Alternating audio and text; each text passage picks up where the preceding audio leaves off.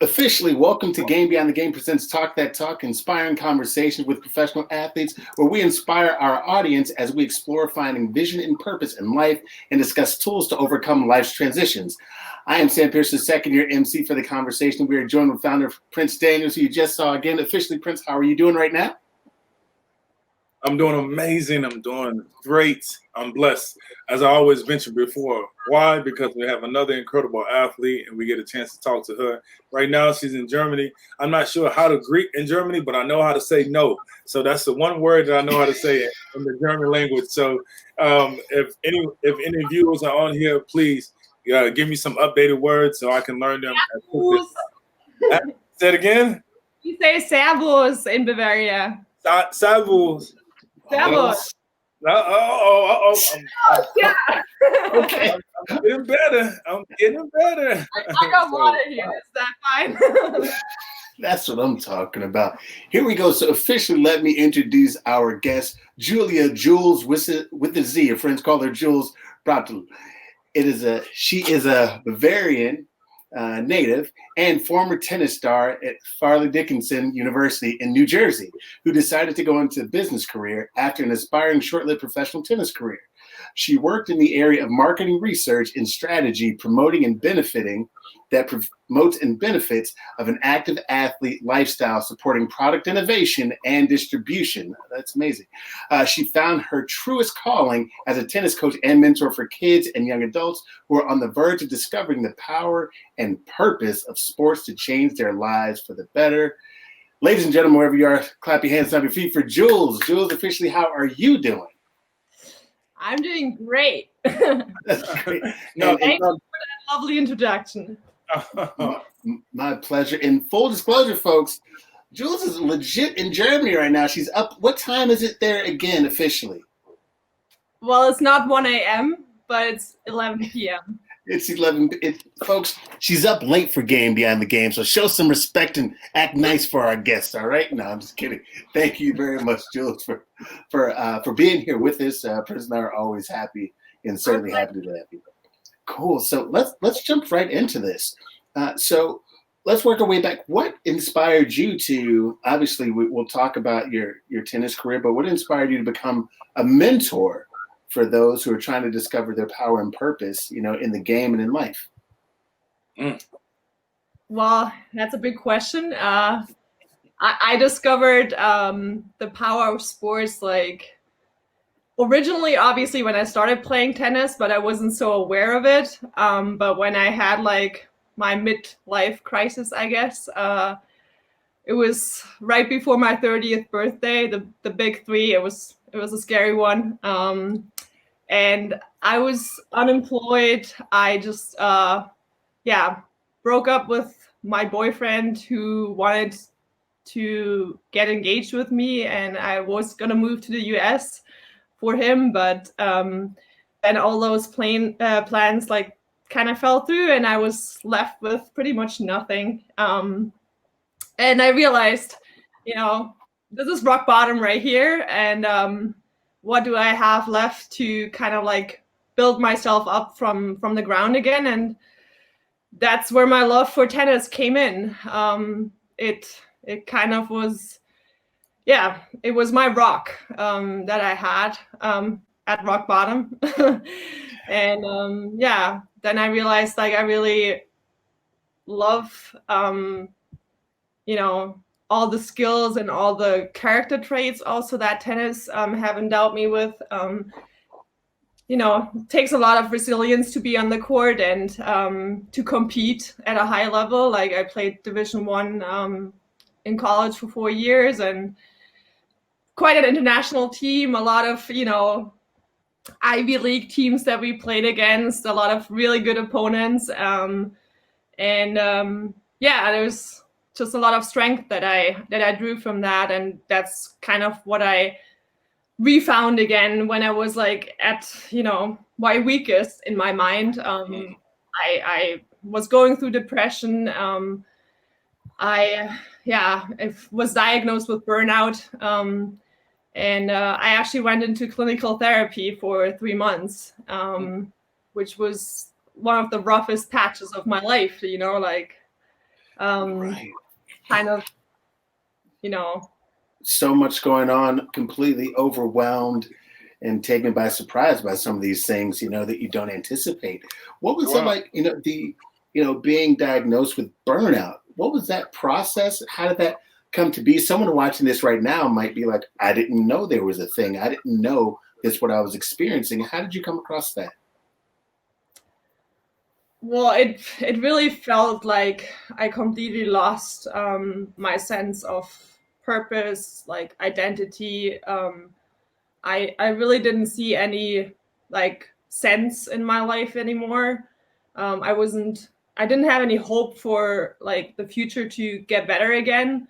Like I was really in that dark hole where it was just like my thoughts driving me crazy every day and making me small and feel like, I didn't belong in this world. Like this, yeah, it was really dark times. Like I didn't see any colors in life. And then, yeah, I kind of like stayed there in that gray world for a little bit, and really dove into, the depth of it as well, which was the So secret of it. Prince, did I hear you? I'm sorry. Prince, do you have something? So, really quick, I want to say you said you didn't see. That's one of the. I don't know if you even meant to do that, but the way that you describe that in terms of, you stop seeing like colors, the colors of in life, or the joys in life. When do you feel like, in that transition where you begin to see, well, this is going to be okay? Like I'm starting to feel good again. What helped that happen, or what inspired that piece? It was really like getting back to like the things that I loved when I was a kid.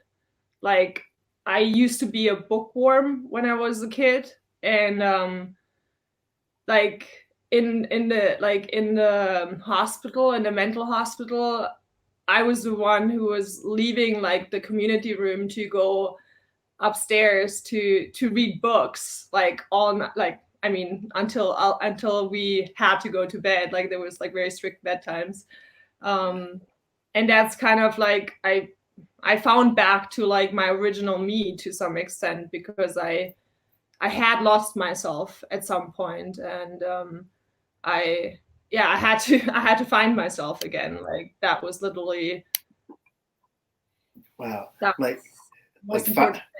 find your way back to the basics. It feels like what you're saying in a major way is important. How important do you think it is, or what can, let's say, college athletes or those that play at a high level, what can they do to get back to the basics? Like, is there any steps they can follow, or something that you're like, okay, let me read books again? Was there something that you did that folks can do that can help them get back to the basics?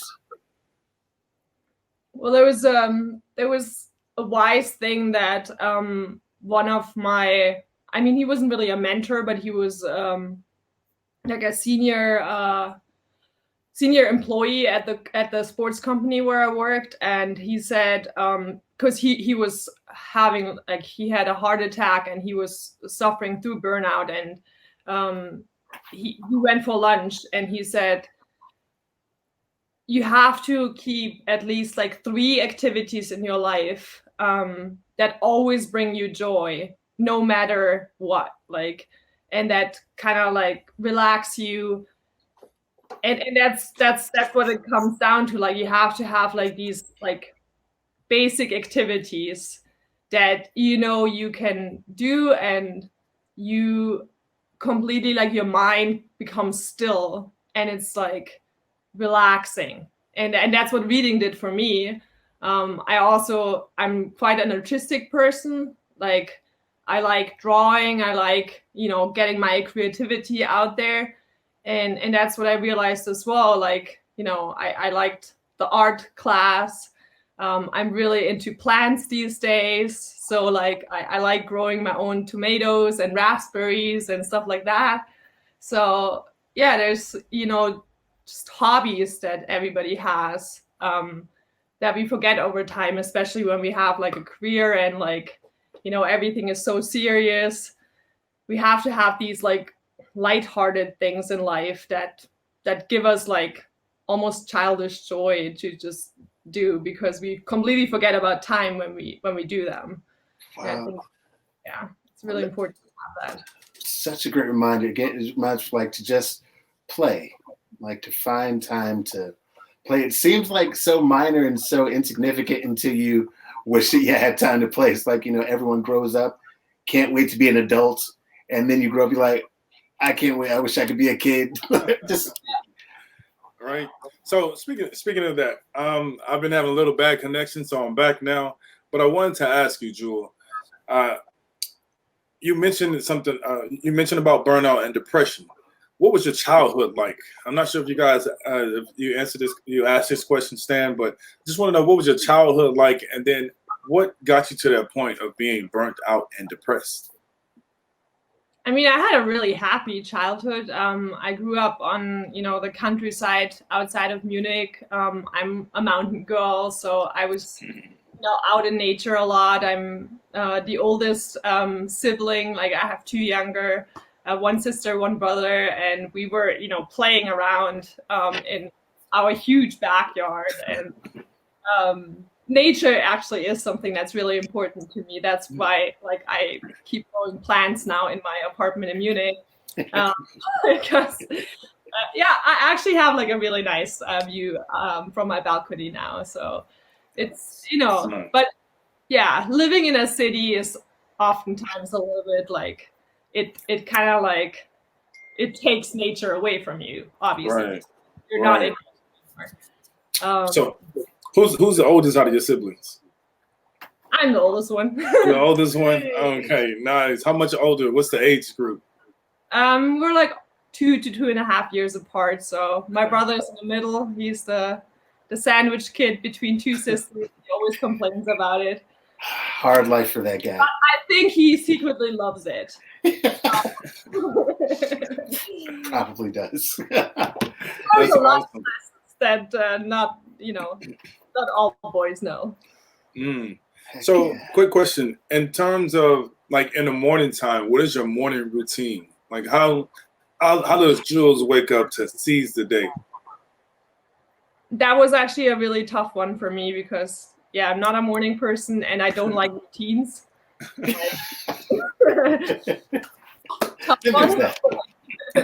Okay, well then how does your day begin? It doesn't have to start off in the morning, but like how do you because you're still successful. No matter what you do, you're an athlete, you're an accomplished athlete, and you've accomplished a lot of things that a lot of people have not accomplished in life. So, like, what do you do? What are your principles for the day that allow you to just go and just claim your victory for the day? Well, it's really important to have a breakfast of champions. I can't leave the house without food in my stomach because I'm just gonna be a cranky mess the rest of the day, which is not what you want. Right. So yeah, having like cereal or like food that I make for myself, like that's stating my autonomy in the morning. Like I'm not a morning person, but I can make breakfast for myself. So that's who's self-confidence coming. So you're telling me that you eat breakfast and then you go back to sleep and you wake up at noon. No. Yeah. I really like teaching in the morning because like otherwise it's quite tough for me to get out of my bed in the morning. So like I like the snooze button, and if I don't have an appointment, I get to work at 11 a.m. and it's fine. Like but I have flexible work hours too, which kind of gives me that freedom. Like I can take my time in the morning, which I think is great. It's not like it's a privilege that I have that my employer gives me that flexibility. But yeah, I'm more productive like the later it gets in the day. So like in the morning, I really need time. Like I think I daydream a lot. Like I just I browse the news, I browse social media in the morning. Like I water my plants. Like those are my morning routines now, but it's all like very slow. Like I move quite slowly in the morning too. Well, that's cool. Working hard, sometimes, in working hard, you create an opportunity to develop that freedom. And sometimes that freedom includes maybe a 10 or 11 a.m. start, and then you do just get to mosey. There's not a hustle and bustle about it, which also can, be a part of stress and anxiety. It can help those things where you're not rushing or go, go, go, go, go. It's like, oh, you know what? I'm just easing around, doing what I do, getting to what's important. And I do want to point out or ask, because I remember being younger and people used to talk about how scenery was important.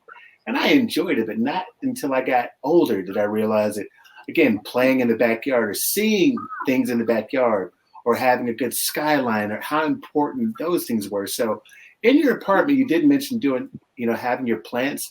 What are some things that other folks may want to do? Let's say if they don't have a view of the ocean or the skyline that they can do to make sure the scenery around their home or place is nice. Yeah. So what are some other things that people can do outside of, let's say you have your plants? What can people plant things? Does it smell good? Is it lavender scents around? Or incense? What are some other things that people can do to help give them a good environment at home? So, I mean, I was actually like giving like a seminar at the hospital about like, what different elements you can, integrate into like routines. And it's a lot about the senses, obviously, like, depending on what your strongest sense is. Like for me, for example, it's smelling things. Like I really like I've gotten into essential oils a little bit, and I've discovered different like scents for different moods that I also have. Like I kind of like reflect on my mood in the morning, and I'm like, today is like this kind of day, and I might need like this scent to kind of stabilize me. Then I obviously have like my antidepressants that I take, and it's like it all like comes together. Like I kind of analyze myself in the morning, and then I kind of give myself what I need in that moment, and on that day. Like every day is different, and that's kind of, I think, what my routines also need to be is like flexible, and I need to be able to adapt to like the state that I'm in, because it's never the same. It's every day is different, and that's kind of the joy that I take in life as well. It's like I love variety, and I love adapting to my environment and to myself as well. Like it's always changing, and that's the beauty of it. I love it. Adapting to your new self every day. Everything is so fluid. No 2 days are the same. Yeah, exactly. That's amazing. All right. Yes. Okay. I don't know if you had something. No. Well, I've been going in and out, so it looks like it's a little bit clearer and a little bit better. So it's just stream a little bit better in StreamYard. So, all right, we can hear you. Yeah, we can hear you. Okay, good. No, it's not choppy. Yes. All right. So, the question, Jules, how do you say Adidas, or how do you guys pronounce Adidas in Germany? Adidas. Yeah. Adidas. His name is Adi Dassler. Adi Dassler. See, a lot of people don't know that Adi Dassler or Adidas was created or established in Germany. I never knew about it. I just thought that it was an American-based company. So, yeah, I did. I mean, Adidas. I mean, I'm so serious. Like excuse me for my ignorance, but I didn't know. Like you have all these shoe companies out here: Nike, Adidas, Puma. I thought Puma was in Brazil, but you told me, you enlightened me. You said that it's in Germany. So it's they do a really good job of marketing. So just never really know what continent that is on. So I know you said that you worked at Adidas. So how was that? How was that experience? Did you enjoy that? That was my dream job, and I landed it straight after college. My other dream job was becoming a tennis pro, which, you know, I fulfilled as well. So it was really interesting to work for like a company that big. And fun fact about Adidas and Puma is actually that they're both based in like a really tiny village in Franconia, which is part of Bavaria. And they were brothers who founded the company, and they actually like, you know, they started fighting over something that's really not so important, and that conflict never got solved over like all these, you know, years and decades. The companies are only like a few 100 feet apart. Literally, like you can walk from one campus to the other, but the two companies don't like each other. Wow. Like East Coast, West Coast, bang it. Okay. No, it's like neighbors in a small village, you know, like there's whoa, like true rivalry, even within the company, like company culture, there's rivalry. Yeah. Wow. Whoa. That sounds like some civil rivalry right there. Civil war. Right. Oh man. Last question, and I'll leave it alone. Do you have a preferred shoe then? Do you lean one way or the other? Do you secretly have some Pumas hidden in your place? Or are you more of Adidas, or you just forget them both? I'm split. I'm going Nike. I don't have any time to be involved in any domestic disputes. Which, if you don't want to say, if you can say, it's okay as well. Just say, I plead the fifth. I mean, now that I've left the company, you know, I really don't care anymore, like which sports brand I wear. I don't think it makes a big difference. Like, you know, they're all pretty much the same in, you know, how they advertise themselves. It's all marketing. Like I've worked there. Plot twist, it's the same people. Hearts break everywhere, all over the world. Certainly, So, if you would say, like in life now, so after having your dream job, after having the opportunity to pursue your professional career, what has your transition been like? Aside from, you know, everything that you've experienced, what have you learned up until this point where you are in your life? And do you regret anything that happened in the past that you wish that you can change? I don't have any regrets. I think like everything that happens for a reason, even the bad things, especially the bad things actually, because those are your biggest learning opportunities. All the pain that you go through actually leads to growth in the long term.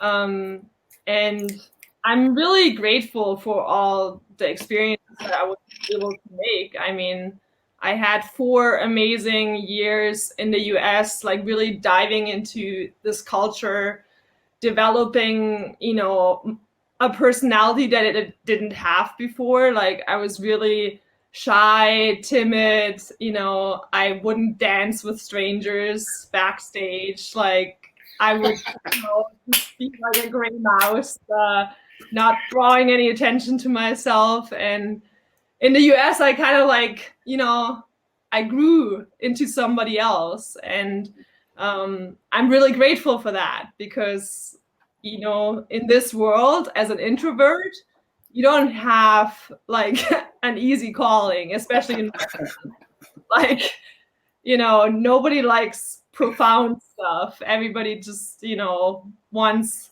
quick information and quick positive stuff. And yeah, and I was never about that. I was, you know, I was really kind of like about deep things and overthinking things a lot. And yeah, so I don't have any regrets, but I'm really grateful. Like that's the key emotion that I'm trying to foster in my daily life, and that's also something that I can recommend to anybody out there. Like that was probably the key thing to get me out of my negative thoughts sometimes is like everything that happens, like be grateful for it. Like you're alive, you're allowed to make these experiences. You know, there's a thank you in everything that you experience. And sometimes you just have to dig harder to find it. No, that was beautiful. Now that was a tweetable moment right there. There's a, or should I say, quotable moment. There's a thank you in every experience. Wow, that's amazing. That's amazing. To find it. You know, Jules, you know, as you obviously had some profound moments in life in your different transitions, you know, what's some advice you'd give the younger version of you? You know what I mean? Like as you look back, where they'd be, you know, when you're transitioning out of, you know, being a professional athlete or out of college, whatever it was, you know, is there any advice you give the younger version of you in that moment? Or heck, going back to junior high or high school, is there, you know, any advice or thoughts you would give to that version of you as you look back today? I think I always had like, and that's maybe like a German mentality thing as well, to like be proud of yourself and to kind of, you know, walk into a room with confidence, and even when you don't know something like exactly, to not fake it till you make it, but to stand your ground and to not let somebody else who is maybe like a higher authority intimidate you just because they are authority. Like it doesn't mean anything. They have to earn your respect. And you don't just give respect and love and admiration automatically, because that's what I was doing a lot when I was starting my career, you know, with like my first bosses. I totally let them take advantage of me. I worked really hard, and I was disciplined, but they never felt like they had to give, you know, like the benefits to me, because I was doing it anyways. So they didn't have, you know, give me any kudos or, you know, say nice things to me, because, you know, I was doing it anyways. And I think if there was one thing that I would want to say to my younger self is to, you know, stand my ground more, to, you know, not let, you know, somebody walk over my work or claim my work as theirs. That's what happened a lot in my early career as well, is that, you know, other people stood on stage and just didn't even like give me credit at all. And I was just like sitting there, and I was like, I was doing all the hard work for you, like all these slides, I created them for you. And, you know, you can't even say thank you for that. Like, I mean, you don't have to say it in public, but at least come up to me and say like, hey, thanks, you really, you know, boosted that presentation there, or something like that.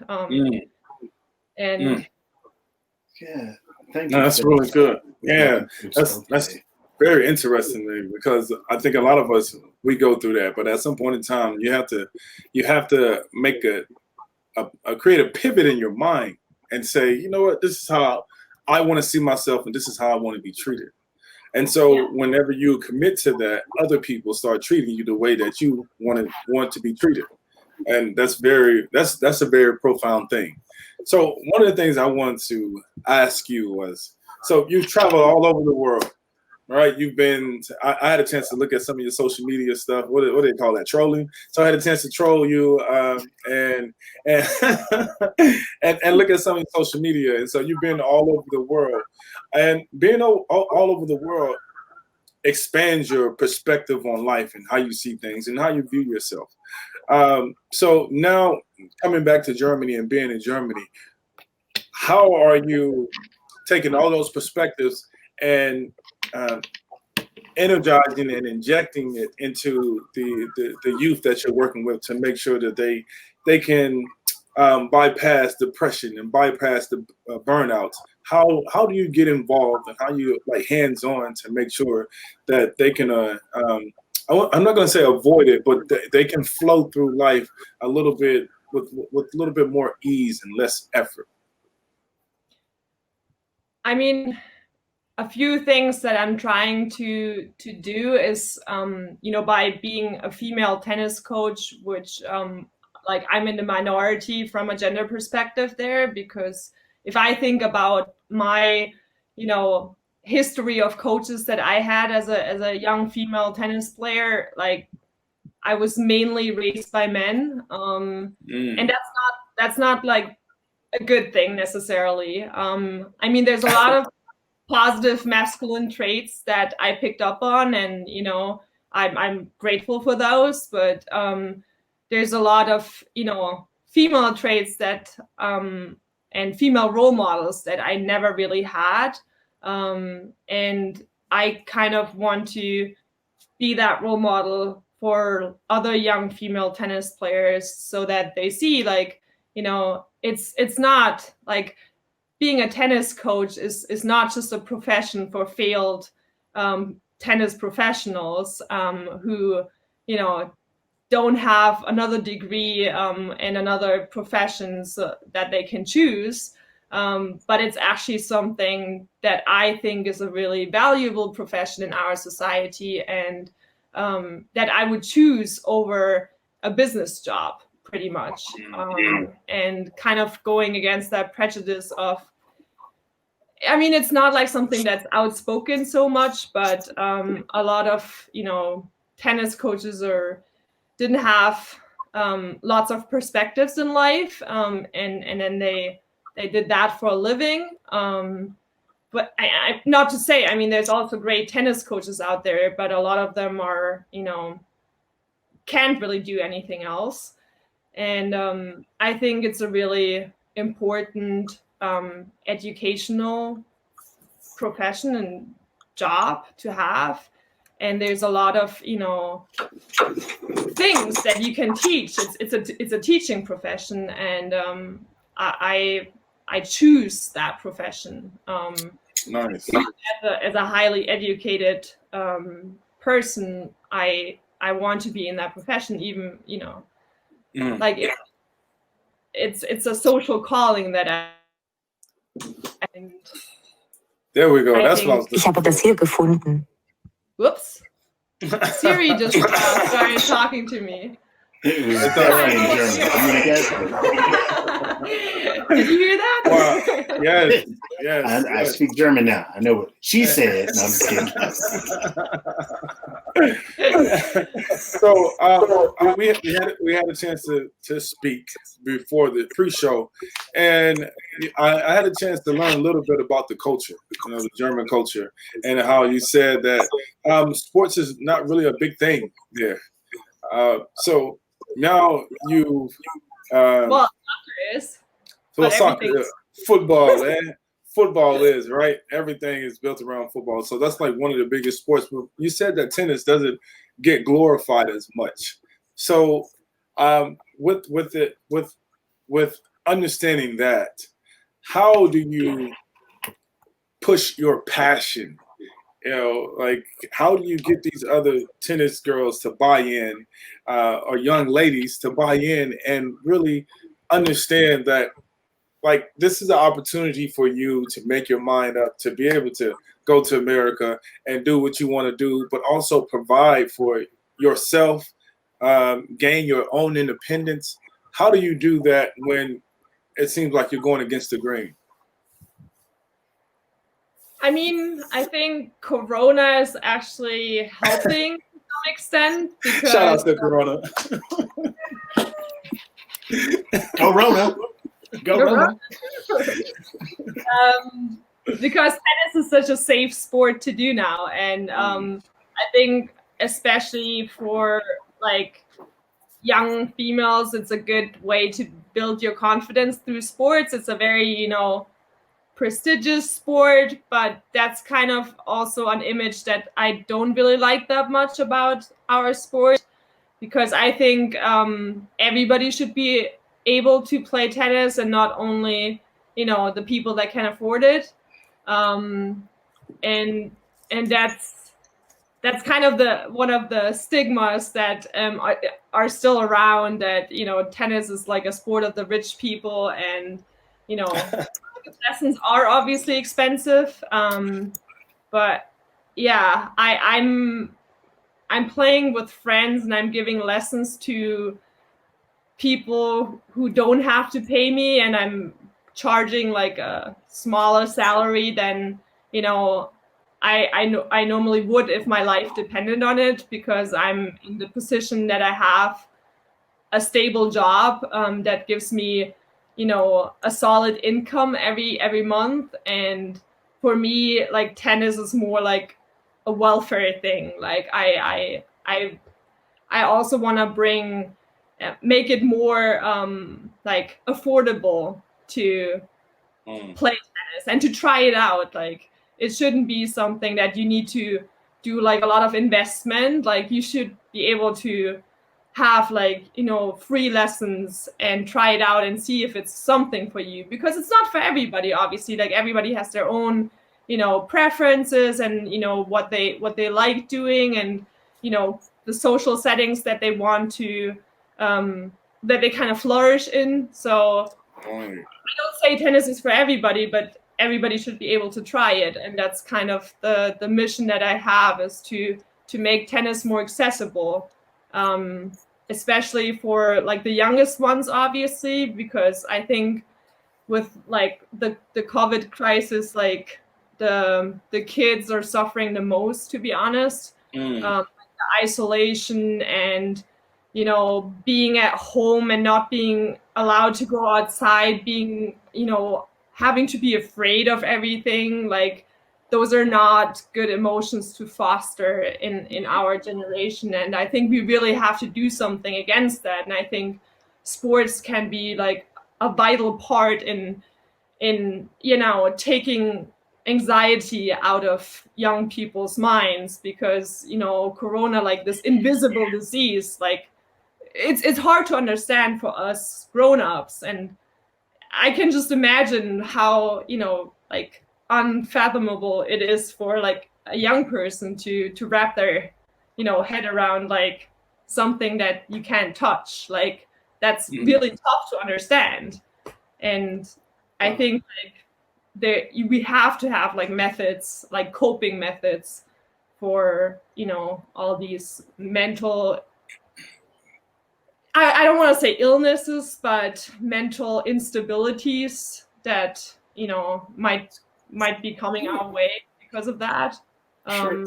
That's a fair word, and even a thought in terms of how, let's say, feelings are developed, or the indoctrination of fear, almost.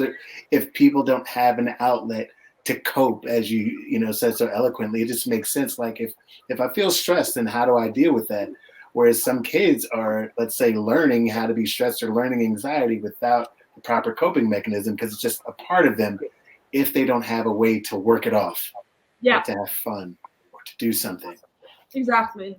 Having fun is so important as a young kid. Yeah. It is. It definitely is. Thank you so much. And they need to understand. They need to understand that their stress, that you wear your stress like your clothes, so you have to take them off at some point in time. You know. Yeah. So true. And really quick, this is wait, what's that, Jules? And get naked, I guess, to follow. Take this thing up a notch. Now we're cooking with grease. I was just about to mention my wife, but now it doesn't feel as appropriate because now you mentioned that. I'm like, it's not what it means. It's not what made me think about her. You didn't say that. And I was like, oh, my wife. No, but she loves to play tennis. She used to play tennis in Puerto Rico in high school. Yeah, really enjoys the sport. I'm trash. So what I need you to do right now is how can I improve my game? If you don't know anything about my game, what is something you'd be like, hey, Stan, if you did this, you'd be less trash. Anything you think of at the top of your head to help me not get dominated next time I step out there, because I am trash. I don't take pride in being trash, by the way. I don't want to be that way. Are you loose when you step on the tennis court? No, I'm not. I got swag. I got swag, but I'm not loose when it comes to playing. Yeah. A lot of it is about, you know, relaxing your muscles. Like, when you're like really like tense, no matter how good the technique is that you actually have, like, you do everything with force, you know. And in tennis, it's a lot about swinging, like, you know, using like the ergonomics of your body. Like, if you have like long joints, like that helps you a lot. Okay. Like, you know, if you're tall, like you automatically have like a better, you know, starting point for a good serve. Like use like all your assets and like be loose, you know? Like Okay, don't take it easy. party before you step on the See, okay, you're in trouble now, baby. I got a lesson from pro. I'm out of here. I'm going to play right now. No, just kidding. No, thank you. So, quick question. What about the sliding part? Like, I always wondered, how do the tennis players slide without tearing the ACL or you know, tearing up their knee? Because I tried sliding one time, or actually I did the split, and that was not the best feeling ever. So please, like, what's the techniques on sliding? Because I think I'm pretty decent when it comes to running on the what is it, the dirt type of the clay. There we go. You're right. The clay type of clay court. Okay. Yeah, the clay court. So I have a hard time like really taking off because I dig my foot into the ground and I take off and I slip. And then when I try to slide, I slip again and I do a split. So how can I avoid all of that? My question is much better. I'm not good enough to experience that. I'm not good enough at all to experience what you did. I thought like there aren't that many clay courts in the US, are there? Is it different in San Diego? No, well, they have some available, you know, so you know, it's San Diego. Yeah, those are the ones that you play on. I've only tried it once, and after I hurt my groin from the split, I had to split. And how worldly are you? You're like, wait a minute, they only had 3.5 clay courts in the United States of America. You're good, Jules. You know your stuff. He said 3.5. That's it. They don't have that many. It's one of these well-to-do high schools out here. So, Jules. Oh, okay. Yeah. I love clay court. I don't know. I also like hard court. Like that's, you know, the more common surface that you have. And it's really hard to slide on there. Most definitely. A lot of my teammates in college, like the men, they still managed and they, you know, destroyed their shoes that way, which I don't know. They had the money, I guess, to replace their shoes every week. But like usually there is like if you slide on clay, that's actually like it means that you're pretty good. Like you know, like a lot of people like tiptoe around and like I guess you're really like putting your body into your strokes when you slide. So that's actually a good thing. Maybe you have to be a little bit less, you know, a little bit less energetic. Like be a little bit more careful, I would say, because it's a lot about balance too. But when you go too hard into, you know, the slide, like, you know, there's no saving you. Like you're just gonna slide until you are in the speed. Yeah, if I was one of those pro tennis players, I'd have a wrap on my elbow, a wrap on my knees, a wrap on my wrist. Like, y'all ready to play? Let's go. Just call me the rap man. Oh man. Thank you. Rare problem though. That's a rare problem. I don't really have a lot of students who come to me with that problem, to be honest. They got to step the game up, Jules. No, I'm just kidding. You're that good of a coach. You're that great of a coach and mentor. So no, I think he's really special, to be honest. That too. Yeah. So, Jules, go ahead, please.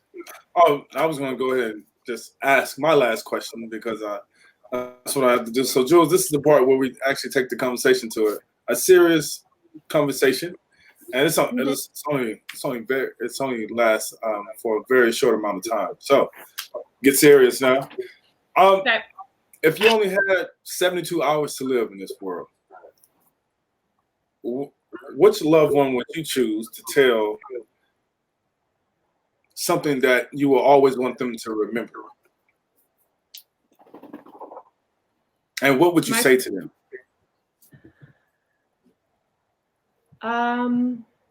Wow, that's a deep question. I know. I told you, it's time to get serious. It would be my sister, probably. And what would you tell her? I would. That I love her, obviously, and that that I'm really proud of her. And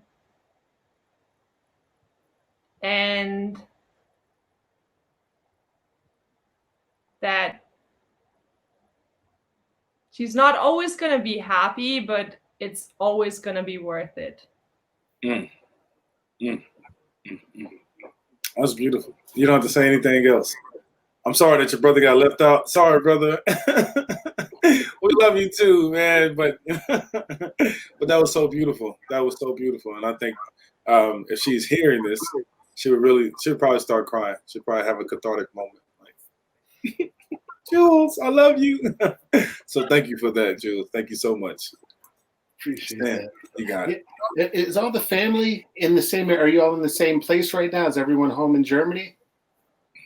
Yep.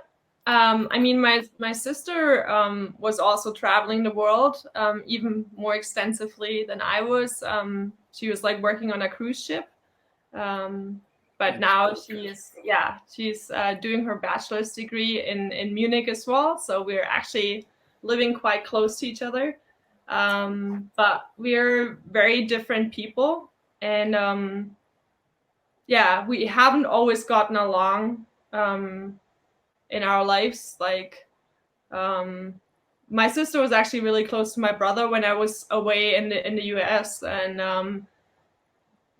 like only in the past years I think we've gotten closer, and we've kind of like bridged our differences and come like together on our shared values and like, you know, the commonalities that we have. And actually, like there's quite a precious moment on Friday, because I played with my dad at my home courts, and my sister came to like watch us play. Like we play tennis, obviously, and and she has like probably the most talent from the whole family. And she actually stepped on court and she hit some balls, and she asked me if I could give her like some lessons back in Munich whenever we both have time. So that was really nice. That is nice. Yeah, she has like a hate love towards the sport. I mean, similar way that I have, but for me, it's like always more love. I think for her, it was always a little bit more hate than love. Yeah, that's awesome. You'll have a chance to connect more. You know, time, space, perspective, and an open mind create an opportunity for that kind of growth. So I'm absolutely happy that you all are able to develop that and build on that also. Yeah, Jules, any final words for anyone that may be watching, listening, or come across it at some point in time? Any final words for them? I really hope that some of my friends and my mentor from university might be watching. I'm really grateful that they're keeping in touch with me, and I will be better at actually replying to their emails and messages. We have that on tape now, Jules. You don't have to say that. That's a promise that I'm making, because I mean, we're all not good at keeping in touch. Like, right. You know, seeing each other is not, nothing beats that. And when we don't have that, it's sometimes tough to just don't worry. Don't worry, right. It's a time barrier. It's a time barrier. So that is the only thing. Yep. We got your back, Jules. We got your back. But guess what? She's gonna call you guys back in the wee hours of the night. You guys call. Right. So, go ahead. Where can people find you? I had an opportunity to pull it up. Can you share it with everybody? Where can people find you? yeah, I mean, I'm becoming more active on Facebook again. Julie Prantl is, you know, most of you are probably connected with me there. And on Instagram, I have a smaller account, which not that many people know about. It's called Zebra Jules, and FP at the end, which does not stand for fan page, by the way. It does now. No, I'm just kidding. But I want to know what zebra stands for. Tell me about zebra. What's the significance about We zebra? should have started the conversation with that question. Part of my whole journey. I was a white horse when I left Germany, and now I'm a zebra. Oh, Serious evolution there. right? Oh, I see you raise the roof on that thing and shake it down. I don't even know what that means, but it's kind of profound. Yo, We're rhyming. it is. I didn't even mean to. Let's capture that on tape too. It felt good. Bars. Yo, Awesome. man, thank you so very much as always, Prince. And officially, thank you, Jules, for joining us. Friends call you Jules. Well, hopefully we're friends. We can call you Jules. For joining us today and sharing your story and being so transparent. And again, dropping the knowledge that you did on us today. For those of you all watching, please don't forget to like, comment, and subscribe to our YouTube page. And that's Game Beyond the Game. You can also join us here next week on Game Beyond the Game page, Facebook page, live Tuesday, 2 p.m. Pacific Standard Time, 5 p.m. Eastern Standard Time, where we continue to help those arrive at their Game Beyond the Game. Appreciate you all. Hold on. You forgot. 11 p.m. 11 p.m. 11 p.m. German Hey, time. I was gonna say German time. What is it? Shame on me. I feel what is the time zone? What is it How called? what do I call it? It's Central European time zone, I think. Or Central European. So 11. She thinks she doesn't know for sure. If she doesn't know for sure, I don't have to. I'm just Central European time. Central European time. I'll take She it. thinks. Yeah, we'll take it. So 2 p.m. Pacific Standard Time, 5 p.m. Eastern Standard Time, and 11 p.m. Central Eastern Europe Standard Time. Close Damn. enough. There we go. Something like that. We together with our powers combined, we got it. Right. Thank you all. Thank you so very much, everyone, for watching. Obviously, Jules, thank you again for being here with us. Until next time, y'all. Peace. Peace. thank you so much. Thank you. You're welcome.